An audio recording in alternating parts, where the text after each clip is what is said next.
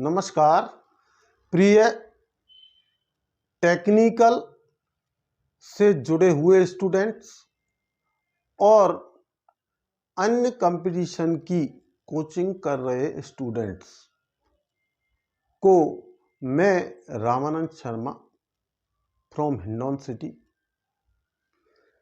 से मोटिवेट करना चाहता हूं। मोटिवेट करने से पहले मैं आपके सामने मेरी जीवनी संक्षिप्त में बता रहा हूं।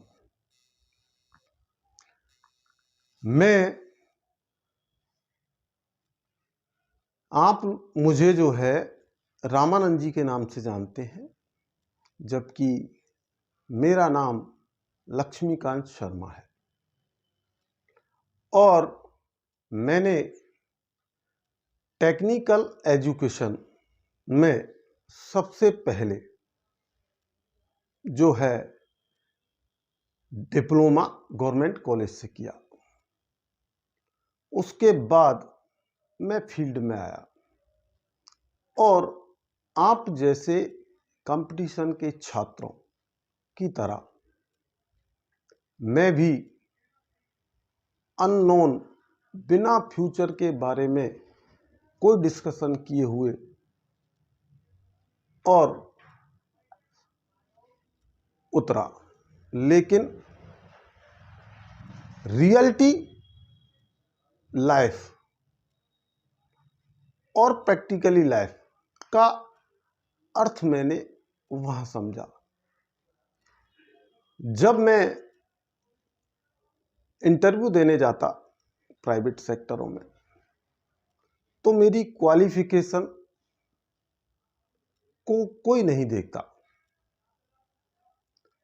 देखते तो एक्सपीरियंस, प्रैक्टिकली एक्सपीरियंस को क्या है। मैं निराश होकर के और वहां से लौट आता।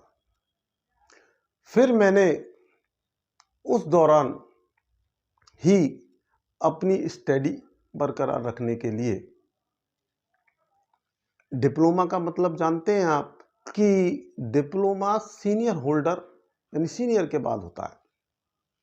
तो अब ग्रेजुएशन मेरा आधार नहीं था, कंपटीशन भी इसमें मैं आ नहीं सकता था, दे सकता था तो सामान्य कंपटीशन, हालांकि उस समय इतना कंपटीशन नहीं था। अगर मैं पीईटी करता तो उसके लिए बहुत सारा पैसा चाहिए था, जबकि मैं पहले मोटिवेशन में आपको बता चुका हूं कि मैं आर्थिक रूप से कमजोर था। इन स्थितियों का मैंने सामना किया और छोटी सी प्राइवेट सेक्टरों में सर्विस करना शुरू किया। उस दौरान मैंने हिस्ट्री, पॉलिटिकल, सोशियोलॉजी से बीए की। बीए के बाद मैंने पॉलिटिकल साइंस में एमए किया। तभी मैं एक प्रैक्टिकली पर्सन से मिला जो प्रैक्टिकली फ्यूचर का निर्माण कर चुका था। उसने कहा कि आपका एम क्या था? मैंने कहा सर मेरा एम इंजीनियर बनना है था, लेकिन मेरी परिस्थितियों की वजह से जो है डिप्लोमा किया और अब प्राइवेट सर्विस कर रहा हूं। तो उन्होंने कहा कि बी के इक्विवेलेंट एएमआई होती है, आप उसमें अप्लाई करो, उसमें आपको पेपर्स देने हैं और आप बैचलर ऑफ इंजीनियर की इक्विवेलेंट डिग्री मिल जाएगी। उस दौरान मैं जो है कोटा इंजीनियरिंग कॉलेज से मैंने बीई की, AMI की, और उसमें कोई एज का भी फैक्टर नहीं था। उसके बाद फिर मैं रोडवेज में, हिंडौन रोडवेज में प्रैक्टिकली रूप से सर्विस के पद पर था, लेकिन प्रैक्टिकली नॉलेज न होने के कारण वहां मुझे जो निचले वर्ग के कर्मचारी थे उनसे स्ट्रगल करना पड़ा। तो इस स्ट्रगल के दौरान कुछ ऐसी स्वाभिमानी चीजें आई कि मुझे वो फील्ड छोड़ना पड़ा। फिर मैंने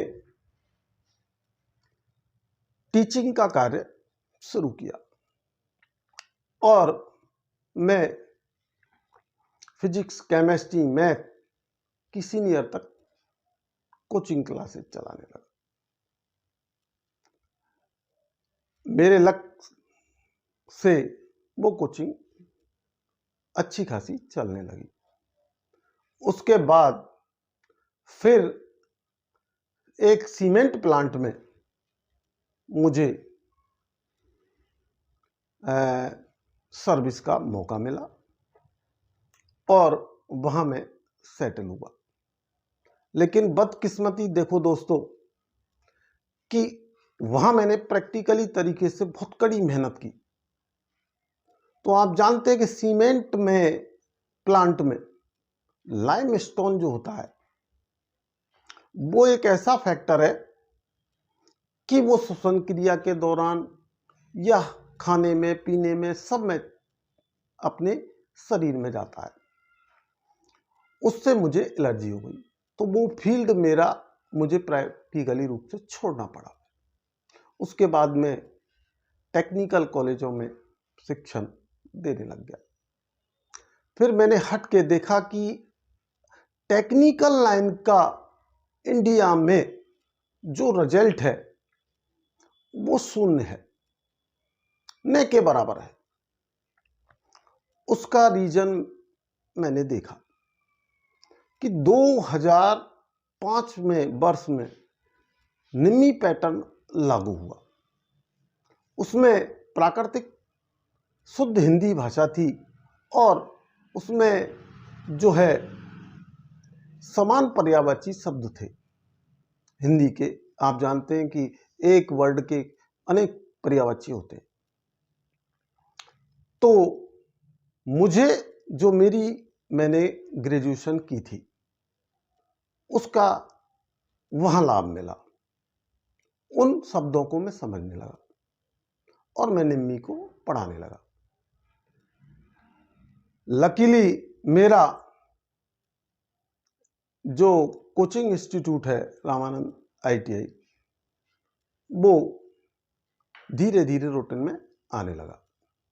और मैं ये तो नहीं कहना चाहता कि मैंने स्टडी के क्षेत्र में पैसा ना कमाया हो। मैं आपको पहले भी मोटिवेशन में बता चुका हूं कि मुझे मजबूरन जो है शिक्षा को व्यापार बनाना पड़ा, जबकि मेरी आत्मा इस बात की गवाही नहीं देती थी। और मैं फिर ऑफलाइन क्लासेज आपसे ऑनलाइन जुड़ने से पहले तक लेता था, लेकिन इस दौरान जो डिजिटलीकरण का जो प्रोसेस था उस प्रोसेस में और कोरोना ने शिक्षा के अस्तित्व को ही खत्म कर दिया प्रैक्टिकली रूप से। ये आप टेक्निकल स्टूडेंट भी जानते हैं और कंपटीशन वाले स्टूडेंट भी जानते हैं। जब मैं मेरी इंस्टीट्यूट को चलाता था तो उस दौरान मेरी कोचिंग का नाम रामानंद ITI कोचिंग सेंटर था। तो स्टूडेंटों में मैं रामानंद जी के नाम से फेमस हो गया। और आप राजस्थान के चाहे सर्विस कर रहे टेक्निकल के स्टूडेंट्स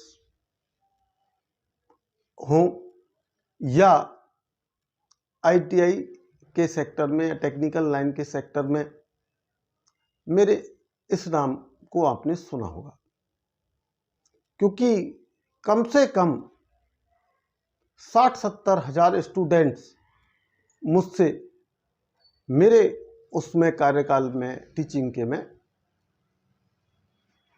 स्टडी कर चुके हैं। वो मेरे आदर्श उसूलों से परिचित हैं, उनको तो मुझे बताने की कोई ज़रूरत नहीं है।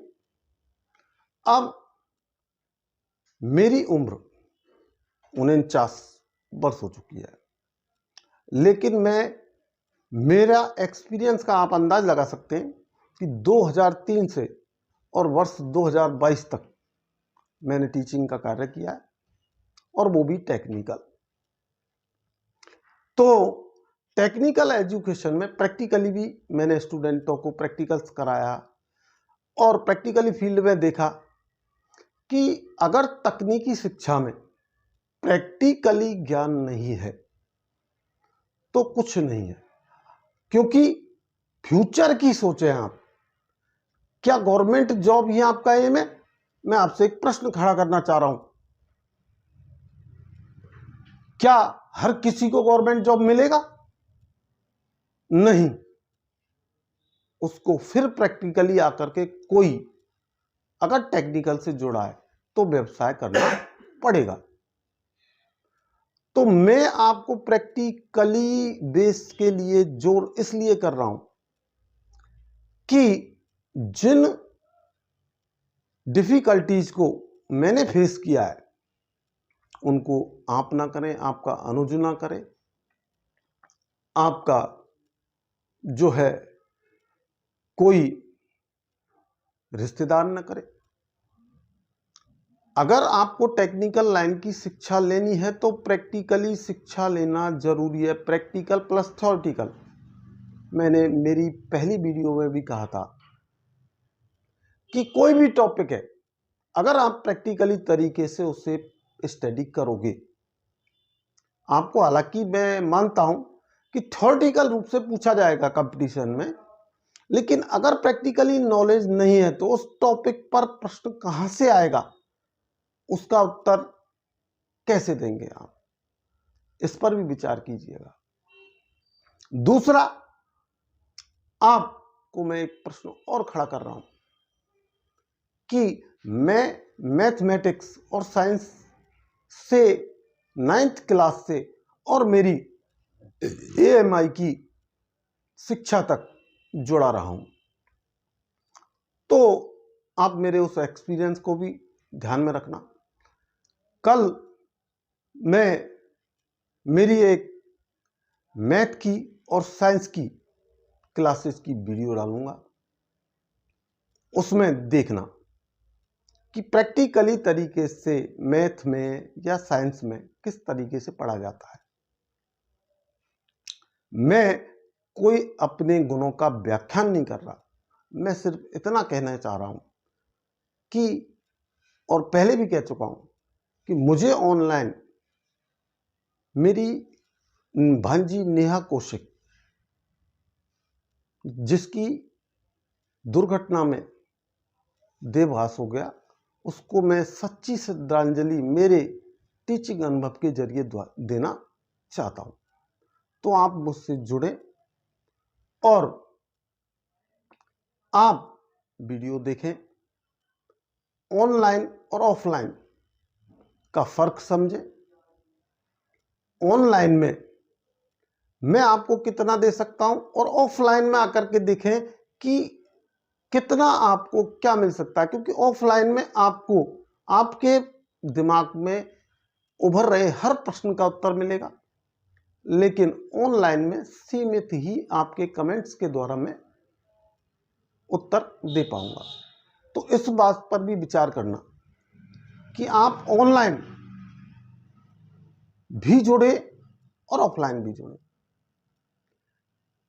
अगर ये मैं नहीं कहना चाहता कि सभी जुड़े ऑफलाइन, मैं जिसकी आर्थिक स्थिति है अच्छी है वो जुड़े, ऑफलाइन जुड़ सकता है, और जो निःशुल्क अपनी सामर्थ्य नहीं है वो मेरे अनुभव का लाभांश ले सकता है। मैं एक बात और कहना चाहूँगा कि टेक्निकली जो है एजुकेशन, उसमें आपकी ट्रेड के बारे में सोचना, इलेक्ट्रीशियन, क्योंकि इलेक्ट्रिक जो है, मैं पहले भी कह चुका हूं, इसके जितने एडवांटेज हैं उतने ही डिसएडवांटेज हैं, और डिसएडवांटेज हमें प्रैक्टिकली रूप से ही फेस करने होते हैं। आप फील्ड में रहेंगे, आपको आपका अधिकारी जो है कोई निर्देश देगा तो आपको प्रैक्टिकली काम करना होगा। तो प्रैक्टिकली सोचें, अपनी सोच बनाएं कि प्रैक्टिकली हमको क्या करना है, और फिर क्या यही कंपटीशन हमारा उद्देश्य आगे भी हो सकता है। मैंने पहले भी कहा था कि लाखों में परीक्षाएं देंगे, फिर जो पद है 1512 है, उनमें से 10 गुना यानी 15,000 को प्री में सेलेक्ट किया जाएगा। उसके बाद उनमें से भी 1500 लोगों को चुना जाएगा। तो बेरोजगारी की भीड़ में तो फिर वो लाखों की संख्या वाले लोग रहेंगे, उनको प्रैक्टिकली आना पड़ेगा, कोई न कोई प्राइवेट सेक्टर में जाना पड़ेगा। और जैसा कि कुछ स्टूडेंट जो मुझसे टेक्निकली शिक्षा प्राप्त कर चुके और अब प्राइवेट सेक्टरों में काम कर रहे हैं, उनको जिस मेरे टीचिंग के हिसाब से उनसे मैं प्रश्न खड़ा कर रहा हूं कि आप भीड़ में भेड़ चाल न चल करके, भेड़ चाल मत चलिए, भेड़ चाल न चल करके आप प्रैक्टिकली आइए। चाहे आपके अनुज को टेक्निकल शिक्षा ग्रहण करानी है आपको, या आपके किसी भी रिश्तेदार को, तो उसको टेक्निकली शिक्षा का सलाह देने से पहले उसे प्रैक्टिकली बनाने की कोशिश करना।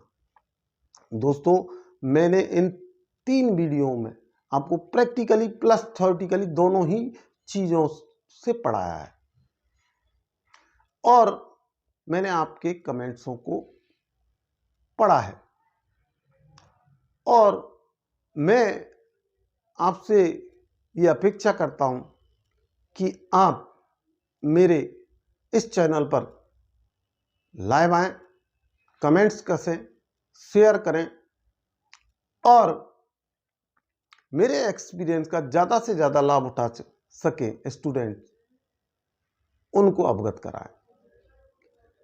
दूसरा जो प्रश्न है मेरा, वो उनसे है जो नॉन टेक्निकली है।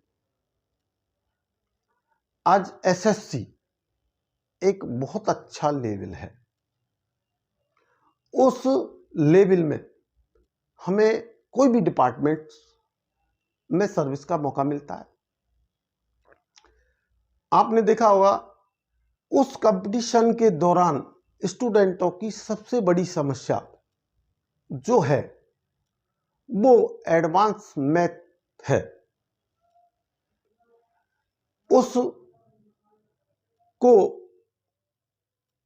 आपको डिफिकल्ट इसलिए लगता है कि आप कोई आर्ट से है, कंपटीशन में बैठा हुआ है एसएससी के एग्जाम में, अगर कोई मैथ से है तो वो समझ जाता है, अगर कोई साइंस से है, बायोलॉजी से है, तो वो साइंस की चीज को समझ जाता है। लेकिन जो मैथ से 10th क्लास से ही बिल्कुल अलग हो जाता है और आगे अपनी शिक्षा प्राप्त करता है, उसे तो वो चीजें कठिन दिखाई देती है।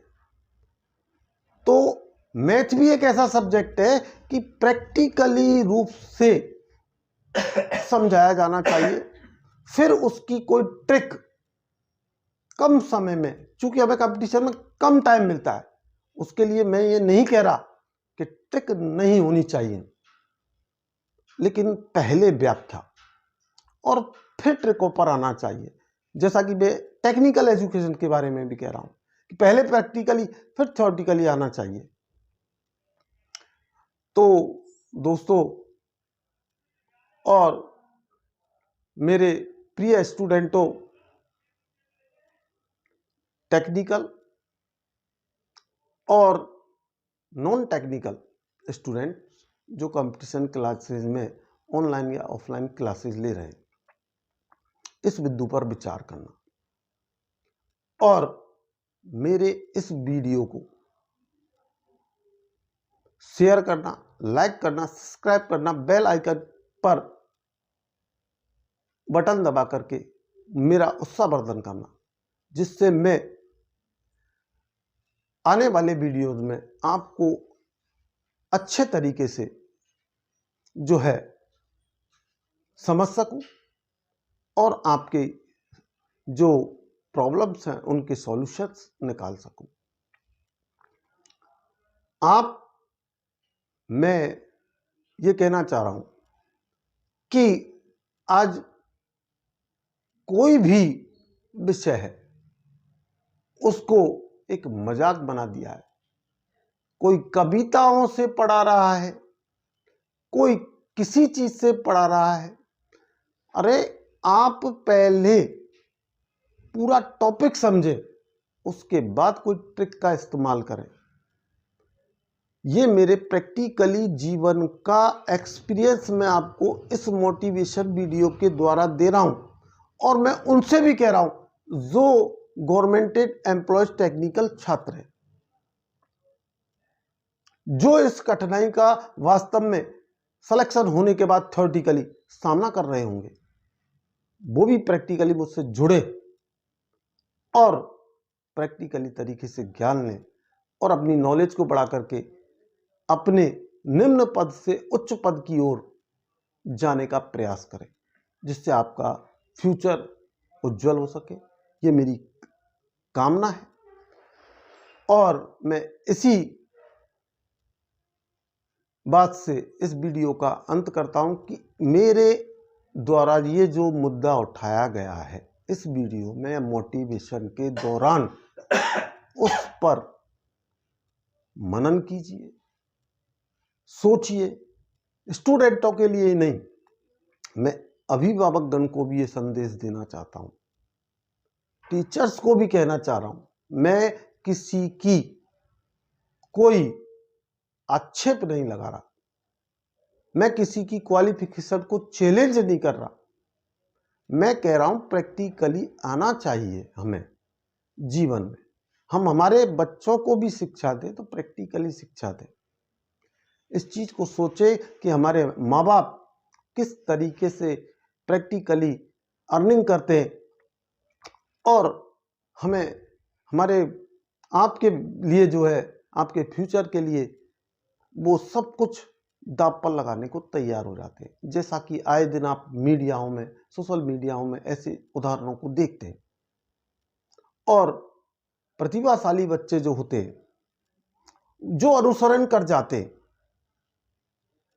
अपने माँ बाप की कंडीशंस का देखते हुए स्टडी में, वो आगे निकल जाते हैं। और जो अपने कीमती टाइम की वैल्यू नहीं समझते, वो उनका व्यर्थ पैसा बर्बाद करके और फिर प्रैक्टिकली रूप से जो उनके योग्य नहीं है उस रोजगार को भी अपनाने पर मजबूर हो जाते हैं। ये आपने प्रैक्टिकली देखा होगा। तो मैं फिर कह रहा हूं आपसे, मेरी टेक्निकली थ्योरी की क्लासेज विधिवत रहेंगी ऑनलाइन, और आगामी समय में मैं आपको मैथ की वीडियो डालूंगा, एडवांस मैथ की, बेसिक मैथ की, जैसा आप चाहोगे। साइंस की भी किस तरीके से प्रैक्टिकली साइंस को पढ़ाया जाना चाहिए वो भी डालूंगा, जिससे आप कंपेयर करना कि आप ऑफलाइन और ऑनलाइन क्लासेज में आपको रियलिटी में प्रैक्टिकली क्या मिल रहा है। धन्यवाद, नमस्कार। मैं रामानंद शर्मा आपका अभिनंदन करता हूँ।